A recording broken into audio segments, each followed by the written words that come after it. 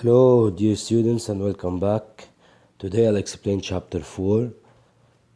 Chapter 4 is an important chapter in business studies.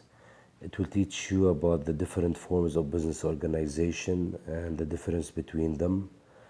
This chapter is important in paper 2 because I saw a lot of questions related to it in paper 2, especially when they ask you to recommend a suitable form of business at any given situation. And of course there are questions in paper 1, but mainly you will see questions about this chapter in paper 2. Okay, so let's start. So when I talk about forms of business organization, I'm talking about the business organizations in the private sector. So these are in the private sector. So when I say business organizations, the first one will be sole traders. The second one will be partnerships, limited companies, and we have two types, franchise and joint venture. So as you know that businesses are not the same. Legally they are not the same. They are of different forms. Some businesses are owned by one person, some businesses are owned by two or more, some businesses are owned by shareholders, they own shares, some businesses are franchised, and others they are a business which is a deal between two businesses to do a certain project. So we have a lot of types, a lot of forms of business organizations. So we'll start with the first one, which is the most common. We call it sole traders. So when I say the sole traders when the business is owned and managed by only one person. So this person will take all the risk and will be the own boss to make his own decisions. Remember, he's the real owner of the business. So he might have a lot of employees, but he's the sole owner of the business. We are talking about ownership here. Okay, so he will decide on the hours of work, and of course he's the one who take the decisions. So its advantages are clear. It's easy to set up. So legally it's very easy to have to be a sole trader, and of course you'll have a full control. You don't need a lot of capital to start up your business, and you'll keep the profit. However, when we talk about disadvantages, of course it's really difficult to compete other businesses in the market, and sometimes you have to work long hours because you have to make money to cover your cost, and it's really difficult to raise funds. If you are a sole trader, your business probably will be small at the beginning, so it's hard to get loans from the bank, for example. One important disadvantage and concept you should know is called unlimited liability. This is very important to understand. So if you are a sole trader, a business owned by only one person, you will have unlimited liability, or your personal belongings are at risk. So if you are a sole trader, then you are responsible for the debts of the business, and you have the risk of losing your personal belongings. So if someone sues you because you did not pay them money, they can take what the business has, and they can take your personal belongings. This is a main disadvantage if you choose your business to be as a sole trader. Okay, the second one is called partnerships. So sole trader owned by one, partnerships owned by two or more.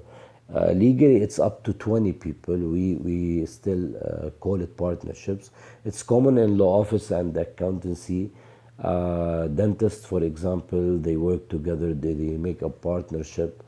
Okay, you see a group of doctors, they make a center, let's say they call it X Medical Center, and they make a partnership. This is a common business. The main advantage here is greater access to finance. So how to just understand them? Look at the sole trader. What was the problem? Its solution will be on the next type. So here you can get more finance. It's also easy to get up to set up, sorry, and you can share decisions with others.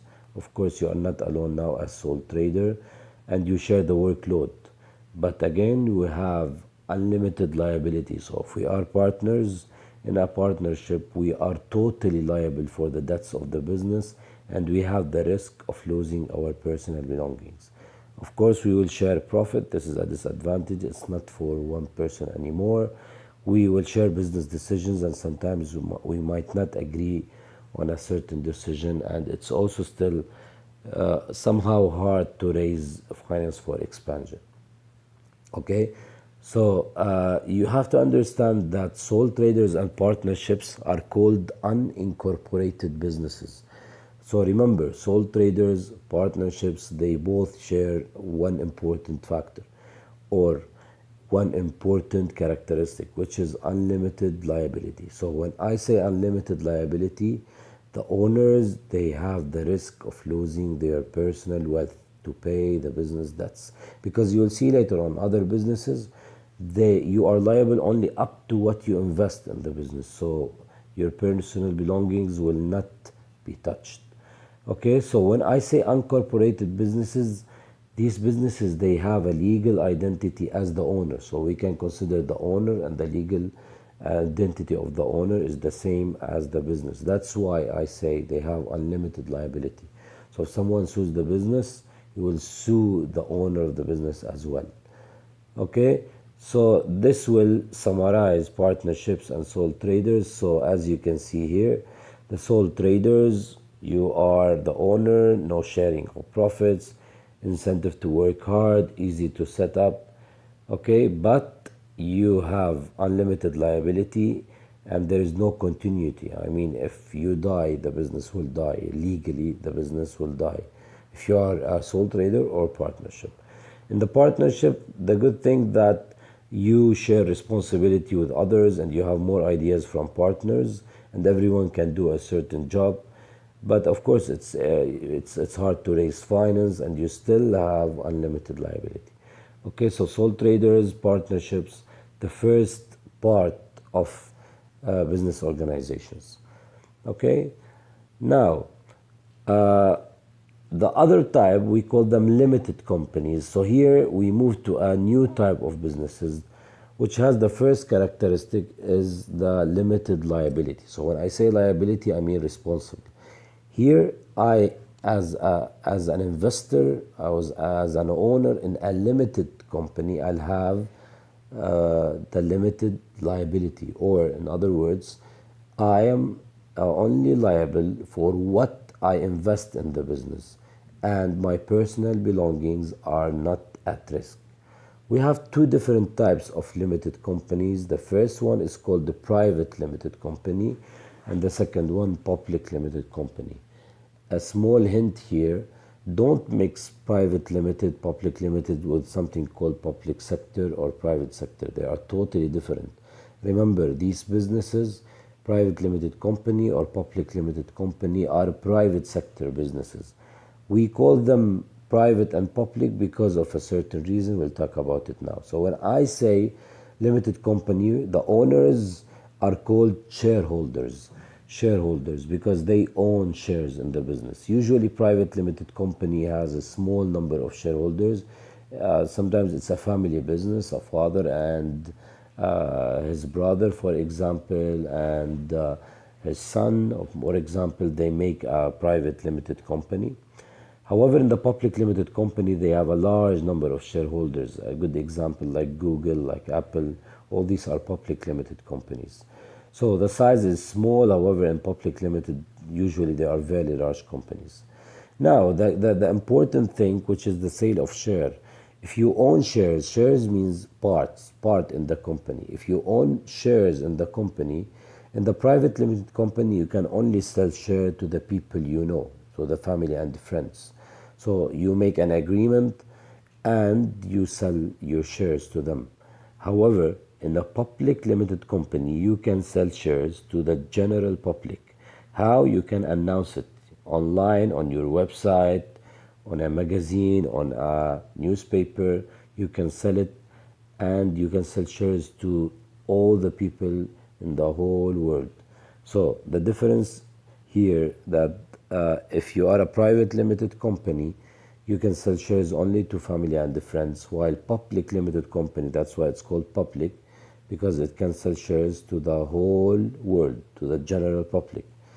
Okay, so what about borrowing finance? If I want to go to take a loan and I'm as a private limited company, because we said the size it might be small, somehow it's difficult to raise a large sum of money to expand, and the bank probably will ask me for a collateral or a security against my borrowing, for example, my car, my house, whatever. Okay, so the bank will ask me for a collateral. Of course, will ask the business, not me, because I am legally separate from my business. So the business will put a security for the loans.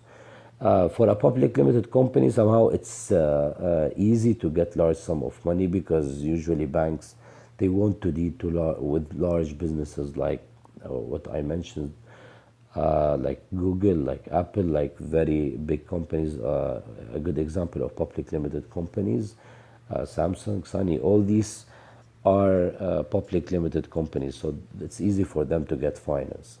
Okay, and how to raise capital by issuing shares. If you are a private limited company, since you cannot sell to the whole world, to the general public, somehow it's difficult, because you can only sell shares to the people you know. You cannot sell to public. However, in the public limited company, you are able to raise millions and millions, because you can sell shares to anyone in this world. So this can be done online. Now you can go online and buy shares in a public limited company. Okay, we have three more differences with respect to control. As I said, the shareholders will control the business. Here in a private limited company, we have only few shareholders. As I said, it's not like a public limited company. So if you are with your father and your brother, you own a private limited company. So if you own more than 51% of this company, that means you control the major decisions in the business. So here, you are the owners, you are the decision makers. We don't separate them. However, in a public limited company, let's say Google or Sony or whatever public limited company, for example, Saudi Aramco is a public limited company now. They have thousands of shareholders, thousands of shareholders. Why? Because shareholders are from everywhere. Because they have thousands of shareholders, they should have something called board of directors. Board of directors will be appointed by major shareholders in the business, so they will be able to control major decisions. So we have shareholders, they meet on yearly basis in a meeting called annual general meeting, and they elect a board of director, and this board of director will be responsible for directing the business for 1 year, let's say. So the owners in a side and the board of directors are in other side. That's why we say the ownership is separated from the control in public limited company. The limited liability, as I said, it's common between them. And the last one, the profit, it's also the same. With respect to the profit of the company, of course, if I am a shareholder, if I am an investor in a business, I own shares in a business, what I expect is a return on my investment. This return is called dividend. This return is called dividend. Dividend is the part of profit that the business will pay to the shareholder. Why? Because it's a reward for his investment. So if you are a shareholder, if you are a shareholder in any business, it's either private, either public limited company, you will get a return on your investment, and this return is called dividend. Okay, so the difference between the two, as I said, is important to know, because in the exam they might ask you what are the advantages of converting from one to one, for example. So I should know the difference between the two. Okay, now franchise.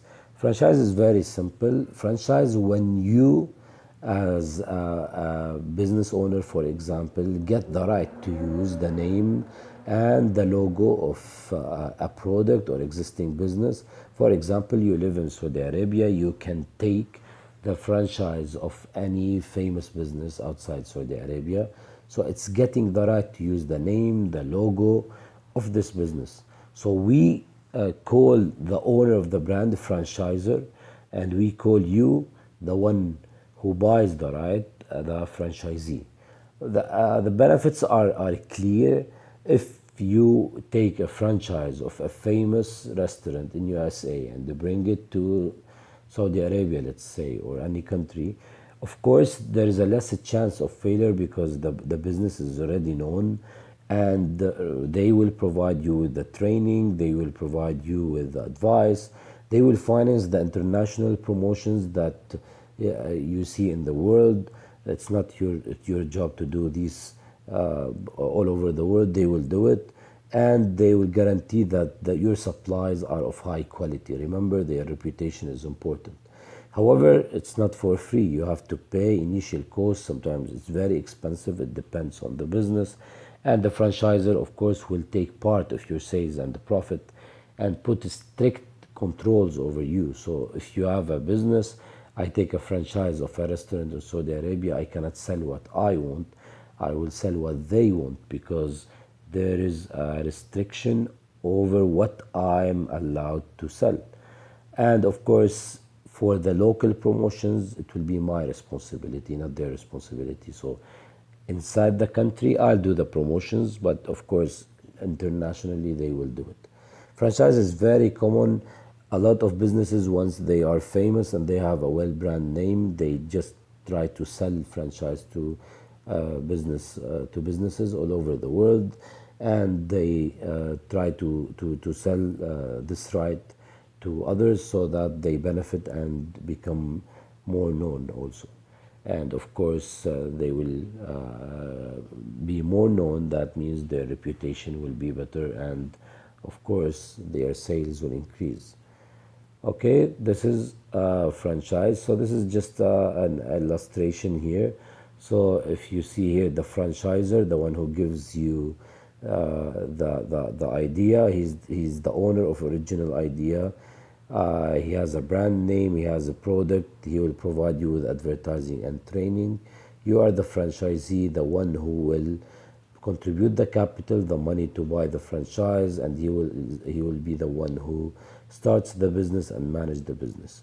Okay, but remember, both will contribute and both will benefit, franchisor and franchisee. Of course, it depends if you are a franchisor or you are a franchisee.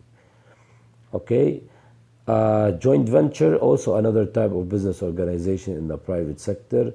It's an easy way to understand it. Just understand the word joint. Joint, when two businesses, they agree to join together, to work together on any project, certain project. Then once the project is done, they just be two businesses again.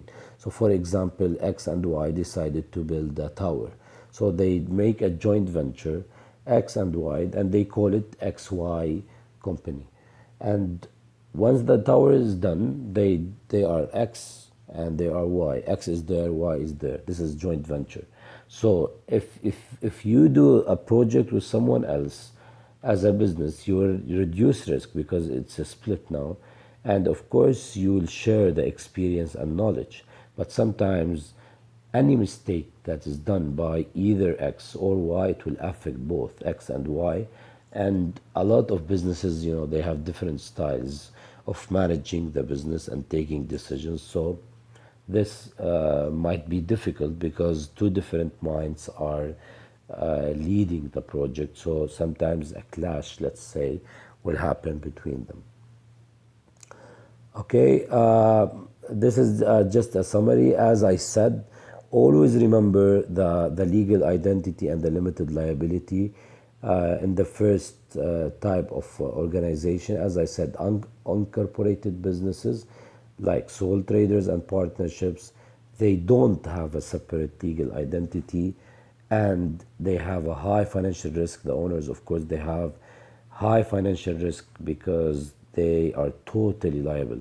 However, incorporated businesses like private limited company, public limited company, they have a limited liability. Okay, a point here just to mention, I saw this in your book. So remember, when businesses start, usually they start as sole traders and partnership, and then later on they decide to become private and public limited companies. Why? Because if you are in a partnership, you'll be totally liable. However, if you become a private limited company, you will be only liable up to what you invest. So that's why you decide to move and be a private limited company. The business will continue. There is continuity because if one of the shareholders die, so what? The business will continue and as if nothing happened. But in the partnership, legally, you will die. Legally, the business will die. And remember, if you are a private and public limited company, you will be able to sell shares, so you will be able to raise more capital, more finance. Remember this because in the exam, this will be the question. Why someone will decide to be a partnership, not a sole trader? Why it's a private limited, not a partnership? Or why a business might decide to convert from a private limited to a public limited. So I should know the advantages and disadvantages. And of course, if I know them, I can just write in the exam why it's important, or I can just recommend if it's good to move from one business organization to another. Okay, the last point in the chapter is public corporations. We mentioned this in chapter 2. We talked about public sector businesses. When I say public sector businesses, also public corporations, let's say it's the same, organizations owned and controlled by the government. And of course, these are financed by taxation. So the government will take taxes from us and will finance these organizations, the public corporations of the business. So usually they provide services to the public, to the general public, and either these services will be free or of low price. So public corporation is the same as public sector businesses. These corporations owned and controlled by the government. Okay, so that's it for chapter 4. Thank you for listening. We'll solve past papers soon on these chapters, and we'll explain chapter 5 also very soon. Thank you, and if you have any comment, please write it down, and see you soon.